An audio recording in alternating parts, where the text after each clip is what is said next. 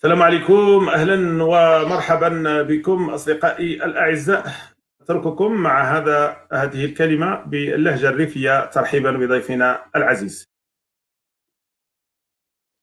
اسمع ديسما نترحب بكم نهارا كيجو مقراو غاتيجون بجي ميس نعرف يوسيدا كندا عاد مزيان ونهارا غاسيجي النصيب غا مقران كيتنتين في موريال ونقراس قاعدنا مرحبا خك غانخ.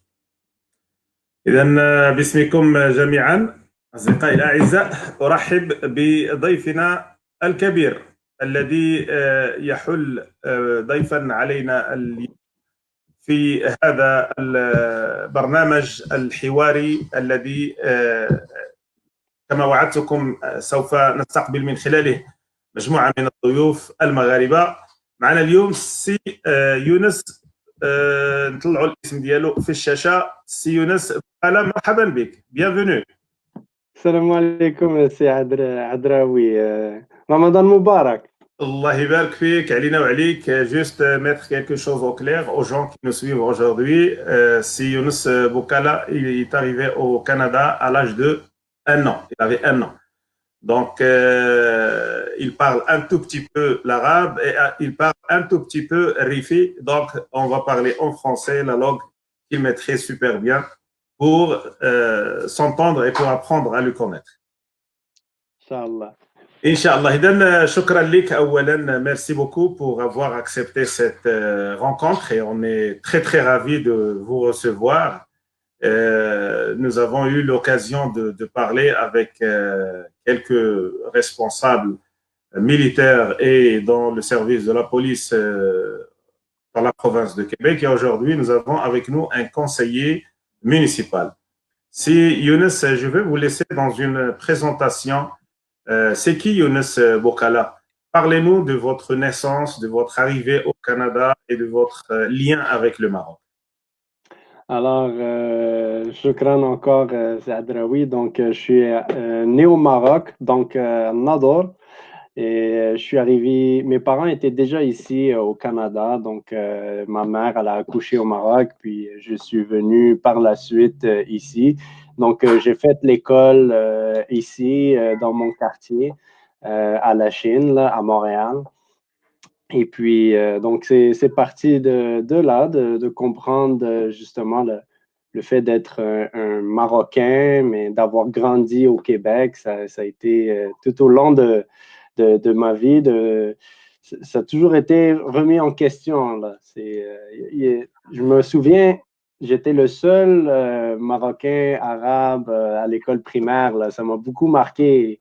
C'est uniquement au secondaire que j'ai commencé à voir des gens des gens de d'autres pays également là, à Montréal. Donc, j'ai vécu aussi cette vague d'immigration-là. Donc, ça a été, c'est pour ça le lien que je garde avec le Maroc, c'est toujours de prendre les nouvelles de la famille. Je suis allé il y a 2 ans, là, retourner au Maroc, dans la petite région de Nador. J'ai fait une petite tournée. Donc, c'est ça ma question.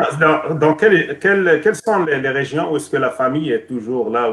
Quand vous vous rendez au Maroc, vous allez visiter quelle région précisément? Donc, nous, on a vraiment la région Nador, dans une Houma, dans une petite ville qui s'appelle Zremren.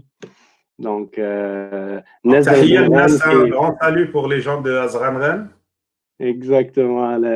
Salam alaikum. Donc, voilà, c'est petit Houma, mais c'est sûr que je visite aussi d'autres grandes villes, Casablanca. Je suis déjà allé également à Esfi. Donc, pour mon cousin qui s'est marié là-bas. Donc, j'ai fait quelques petites villes, mais j'ai fait un peu. Mais c'est toujours la famille, de revivre, de revivre le Donc, sentiment.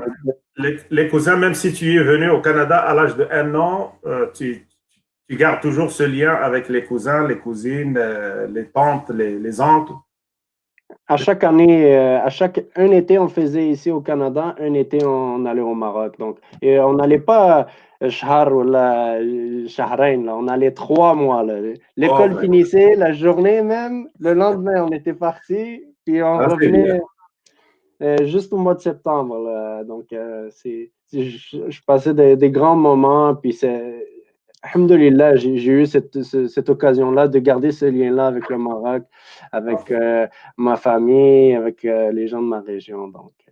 Parfait. Donc, parlons du parcours des études que vous avez fait ici au Québec qui va vous ramener à ce que vous êtes aujourd'hui. Euh, Est-ce que vous avez fait des études qui sont spéciales ou vous étiez quelqu'un qui est engagé dans la région où est-ce que vous habitez maintenant? Donc, en fait, moi, j'ai fait les études, je fais encore des études, donc j'ai pas fini, j'ai D'accord. fini mon En Inch'Allah, quoi? cet été, en sciences politiques, relations internationales. Donc, Inch'Allah, je vais terminer cet été, au mois de juin, Inch'Allah. Je vais prendre avec grand plaisir, on va célébrer ça ensemble en live, Inch'Allah. Inch'Allah, c'est Inch'Allah. très bien. Donc, voilà, Peut-être.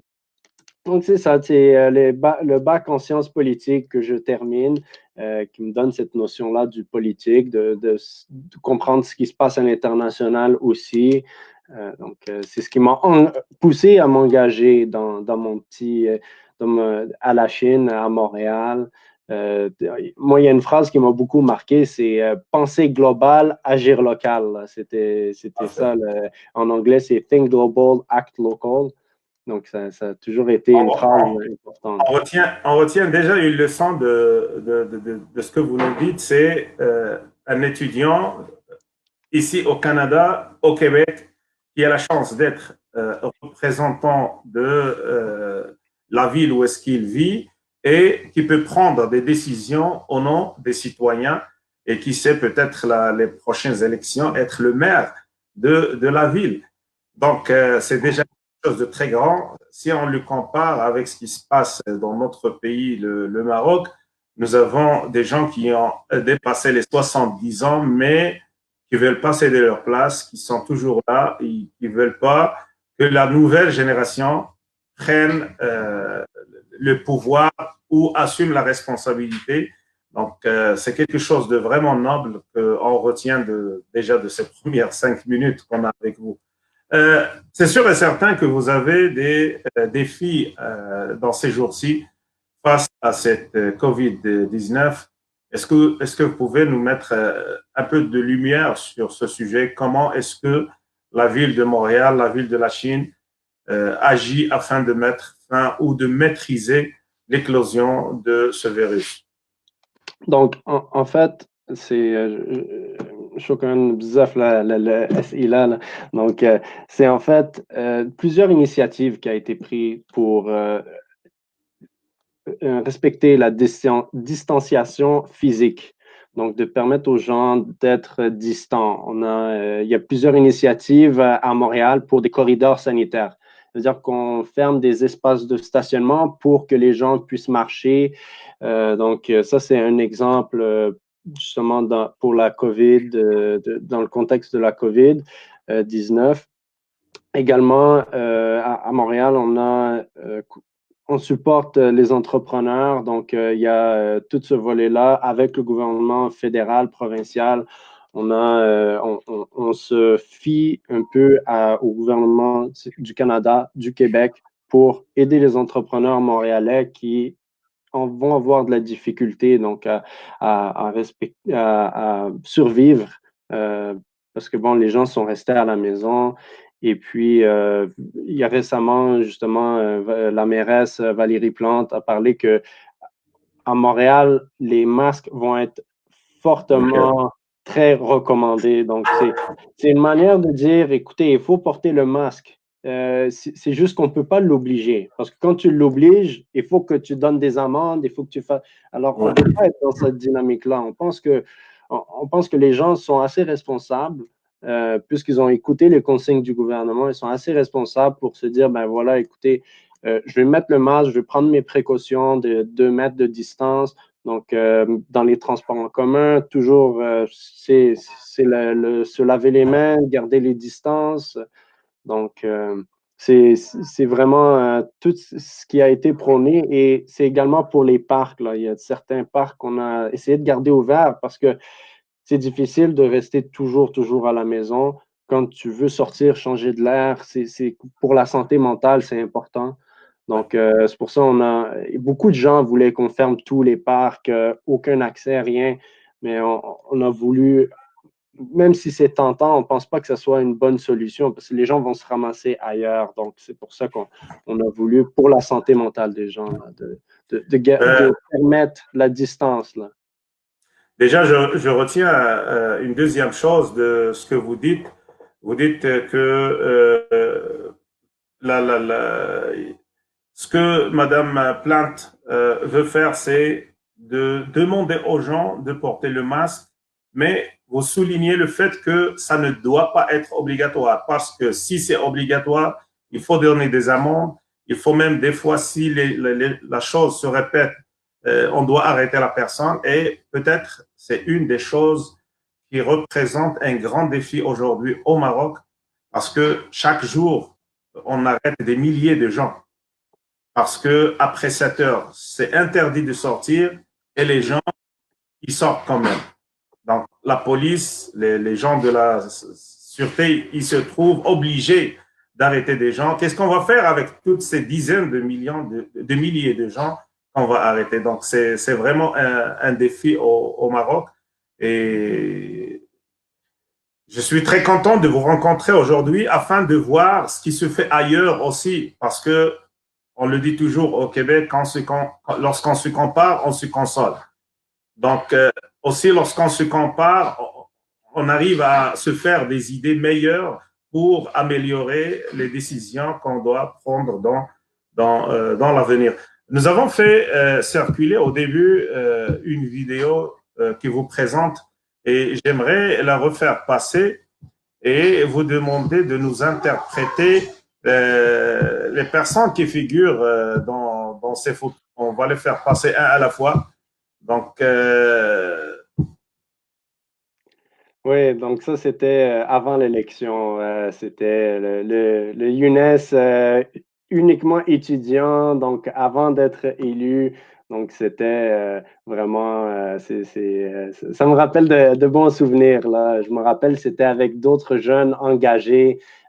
C'est le projet hashtag jeunesse 375e de Montréal. Donc, c'est une. Donc, ouais, c'est ça me rappelle des bons souvenirs avant d'être élu, là. donc, c'était dans la jeunesse, avant d'être politicien. Exactement. La photo qui m'a marqué le plus, c'est celle-là. Denis Coderre, il a eu le statut du roi de Montréal à un certain moment. Il était vraiment présent dans tous les médias. Il était presque quotidiennement sur les différents médias du Québec. Et personne ne s'attendait à ce qu'il va perdre de la manière qu'il a perdu les dernières élections. Donc, est-ce que vous pouvez me décrire cette photo? C'était quand et quoi comme réunion? Ben, en démocratie, c'est ça, c'est qu'on peut jamais, même si on pense que les sondages mènent ou mènent pas, on sait jamais, juste la journée de l'élection, là, c'est Oui. uniquement à ce moment-là, c'est d'où l'importance, à mon sens, d'être en politique, d'être humble. Parce on sait jamais nécessairement à 100% si si ce qu'on fait, c'est ce que la population s'attend de nous également. Donc, on essaie de savoir, bon, c'est quoi l'intérêt général?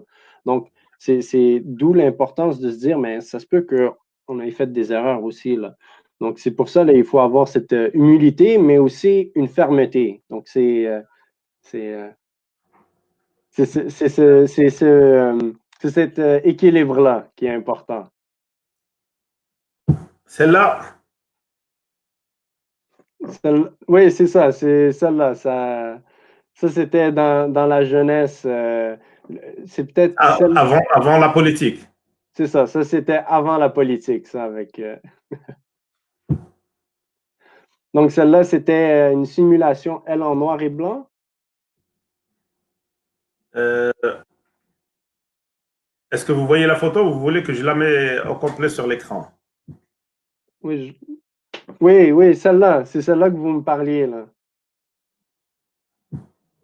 Oui, c'est ça. Donc, cette photo-là, C'était avant les élections? C'était avant les élections, c'était quand j'étais, comme je disais, jeune étudiante de l'université qui essayait de faire son bout de chemin dans la vie. Et puis, ça a tombé, j'ai eu une opportunité de me présenter avec l'équipe de la mairesse Valérie Plante à la Chine. Et puis, j'ai fait une campagne électorale. Donc, C'était ça ma question au début, parce que des étudiants qui nous écoutent maintenant, ils vont penser que tu as juste à faire des études et sauter dans la politique et tu vas réussir. C'est sûr et certain que tu étais très impliqué dans l'université ou dans le monde social dans lequel tu vivais. Comment les gens ont pu faire confiance en toi que dans les autres concurrents? Ben, je me suis impliqué auprès un peu, pas beaucoup. Je me suis impliqué d'une manière différente, dans le sens où mes parents habitent dans une coopérative d'habitation, donc dans Ok. laquelle c'est l'entraide. Tout est basé sur l'entraide. Il n'y a pas un propriétaire privé. Alors, c'est là où j'ai passé ma jeunesse à aider mon père qui faisait partie du conseil d'administration. Donc, j'ai vu c'est quoi administrer, prendre des décisions dans l'intérêt ou pas des gens, donc des résidents. Donc, c'est à partir de là que c'est venu l'intérêt pour la politique. Et donc, l'engagement à l'université, je l'ai fait auprès d'une association. Et puis, j'ai vu un peu c'est quoi la dynamique, je sais à quoi m'attendre. Et puis, je me suis. Pour mon expérience politique, c'était une première. Là. Je veux dire, c'était ma première campagne électorale. C'était ma première fois que j'étais membre d'un parti politique. C'est la première fois que je faisais de la collecte de fonds, d'argent pour le parti. Donc, c'était tout nouveau pour moi. J'étais vraiment un néophyte, mais qui voulait beaucoup et qui avait des connaissances politiques. Donc, c'est ça. J'ai pris justement, là, j'ai pris une session, suspendu une partie de ma session à l'université pour être sûr de mettre toutes les chances de mon côté parce que j'ai investi beaucoup de temps dans ma campagne locale.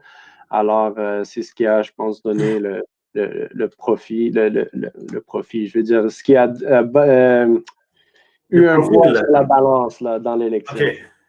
Au niveau de la communauté marocaine, cette participation, c'est sûr et certain qu'il y a beaucoup de gens qui ne vous connaissaient pas auparavant vont prendre connaissance et ils vont être fiers de vous, de ce que vous avez accompli. Est-ce que vous pouvez nous parler de vos participations avec les associations marocaines ou les activités politiques qui touchent la communauté marocaine à Montréal ou à Québec en général? Oui. Ben, en fait, à Montréal, on est chanceux, là. Il y a une grande variété d'associations marocaines, là. C'est ce qui fait justement notre force. Alors, je pense que c'est autant dans différents niveaux, là. Je vois beaucoup l'implication également de Dal Maghrib, qui avait plusieurs initiatives de réunir également d'autres communautés de Montréal. Donc, je pense que ça mettait en valeur justement la richesse de la culture marocaine, de l'héritage marocain. Donc, le fait d'être capable de réunir justement d'autres communautés diverses, je pense que ça montrait notre leadership à Montréal. Donc, j'ai une grande fierté pour la communauté marocaine. Je pense que on essaie non seulement je parle surtout pour les parents, donc surtout les parents qui essaient de garder l'héritage marocain, d'intégrer également leurs enfants à la société québécoise et Montréal. Donc, c'est cette addition-là qui fait notre force, là, puis qui fait également la force de d'autres communautés. Là. Pour des jeunes qui sont issus de l'immigration, qui peuvent nous regarder ou être conseillés par leurs parents de regarder ces discussions, quel genre de conseils que vous pouvez donner à ces jeunes-là? c'est toujours de faire ce qu'on aime. Moi, je veux dire, j'ai commencé mon bac en sciences politiques parce que j'aimais la politique. Ça a commencé comme ça. Mais est-ce que je pensais pas, quand j'ai commencé mon bac, je ne pensais pas me lancer en politique partisane, de me lancer dans l'arène politique, de convaincre les gens, de faire du porte-à-porte, de faire partie, d'être membre d'un parti, donc, pour lequel je suis très fier également. Donc, au début, je n'avais pas commencé mon parcours académique pour ça. Mais par la force des choses, tu prends une opportunité, tu sors de ta zone de confort, puis au final, c'est comme ça. Il faut toujours essayer d'évoluer. Là. Il ne faut pas rester sur place. Là. Donc, Il faut faire quelque chose.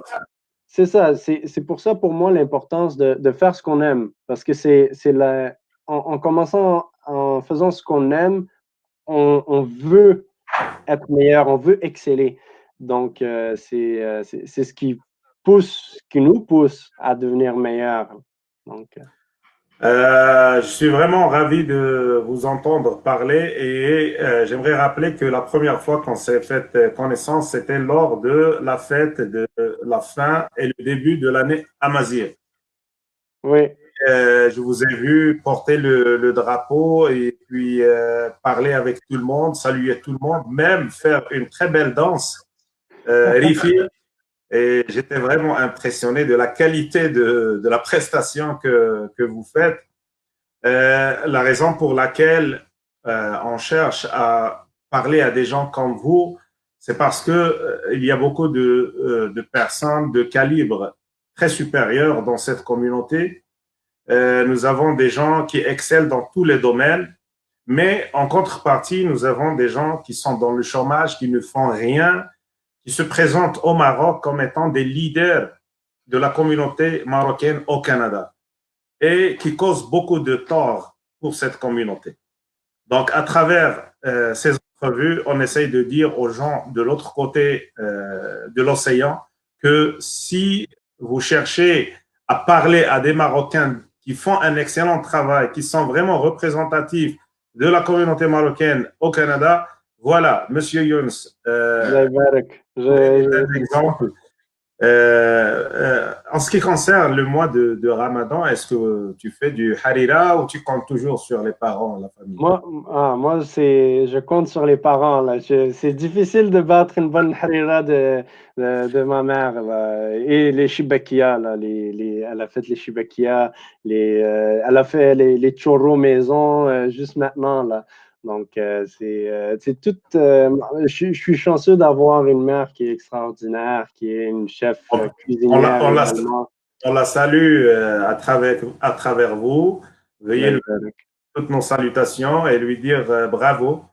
On est très, très fiers d'avoir des exemples, des modèles de personnes qui sont fiers de leurs origines et qui sont fiers d'où ils sont venus et qui font un excellent travail dans les pays d'accueil. Je sais que vous avez une autre entrevue qui vous attend juste après celui-là. Je vais vous laisser dans un mot de fin pour conclure cette discussion. À vous, Younes, si vous voulez dire un mot de fin pour les gens qui nous écoutent. Mais oui, je voulais te remercier, Flowell, c'est Adraoui. Shukran bzaf encore, là, ça fait toujours plaisir si je peux inspirer d'autres jeunes de la communauté, ça me fait toujours plaisir. Et puis, Ramadan Mubarak, Inch'Allah, كل شيء يكون بخير. بعدها بقينا في ديورنا وبقينا بإرب الفاميليا. Alors, Inch'Allah khair, on doit suivre les consignes du gouvernement. Et puis, كل شيء يكون بخير. On va finir le mois de Ramadan. On va grandir. Donc, comme personne, comme société, Inch'Allah. Inch'Allah. Merci beaucoup, Younes. Salam alaikum. Alaikum salam. Merci et à la prochaine. Salut. كما تابعتم أصدقائي الأعزاء دائما هذه هي النماذج التي نفتخر بها كمواطنين مغاربة في الغربة ومغاربة إن تكلموا باسمنا شرفونا. إذن سي يونس بوقالة كان نموذج من الشباب المغاربة الذين أبلوا بلاء حسنا في بلاد الغربة، وهو في بداية مشواره السياسي. نتمنى له كل التوفيق فيما سيأتي. في أمان الله، وألقاكم غدا إن شاء الله لمتابعة مواضيع الساعة التي تخصنا بخصوص حرية التعبير في المغرب. في أمان الله.